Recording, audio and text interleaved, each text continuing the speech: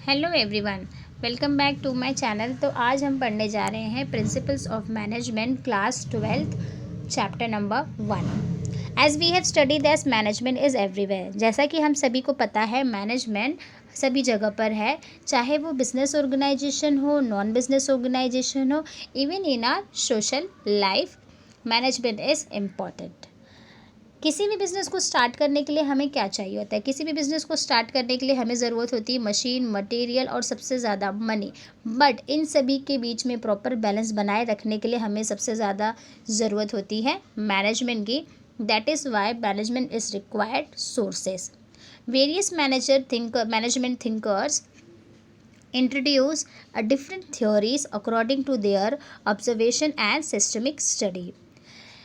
बहुत सारी theories and techniques हैं जो मैनेजमेंट के लिए है और जो हमें प्रोवाइड करती है सेम डायरेक्शन, और ये डिपेंड करता है organisation to organisation, situation to situation and person to person.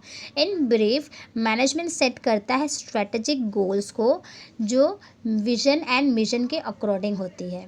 With the help of proper management हम ऑर्गेनाइजेशन से रिलेटेड कोई भी डिसीज़न को ईजिली ले पाते हैं, और ये हेल्प करता है मैनेजर को कि वो कैसे ऑपरेट करता है बिजनेस की एक्टिविटीज़, बिजनेस ऑर्गेनाइजेशन की एक्टिविटीज़ को।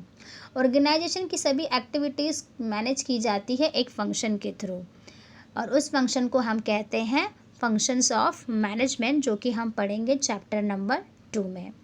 Now meaning and definition.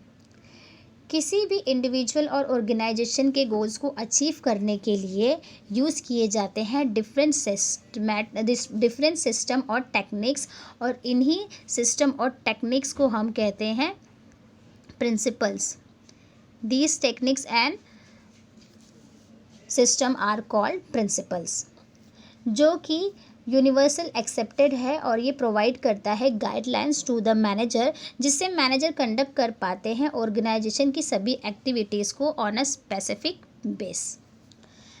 Principal is defined as a fundamental truth or proposition that serve as a foundation for a system of belief or behavior for a chain of reasoning।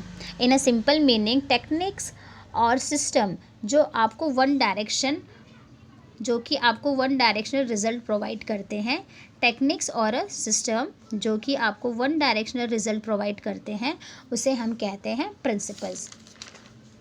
Because of this principles manager need not to work on trial और error basis. इस principles की वजह से manager को नहीं काम करना पड़ता है ट्रायल एंड एरर बेसिस पे, जिसका मतलब है किसी भी एक वर्क पे या किसी भी एक गोल्स पे बार बार काम करना मीन्स रिपीटेड वर्क। अब ये रिपीटेड वर्क को कैसे कम कर पाते हैं? इस रिपीटेड वर्क को कम करने के लिए हम यूज़ करते हैं मैनेजमेंट की प्रिंसिपल को।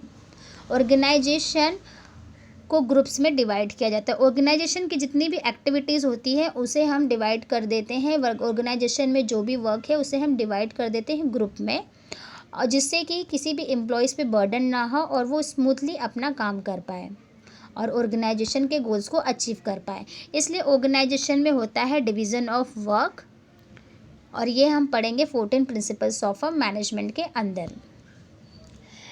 आपको बुक में एग्जाम्पल दिया हुआ है क्रिकेट टीम का, जिसमें आपको ये बताया गया है कि डिवीज़न ऑफ वर्क कैसे किया जाता है। डिवीज़न ऑफ वर्क किया जाता है according to the quality and capability of players. तो ठीक इसी तरह ऑर्गेनाइजेशन में भी वर्क को डिवाइड किया जाता है एम्प्लॉयज़ की कैपेबिलिटी और क्वालिटी के according. So this is the introduction, meaning and definition of principles of management. Next lecture में हम पढ़ेंगे nature of principles of management. Thanks for watching and subscribe to my channel.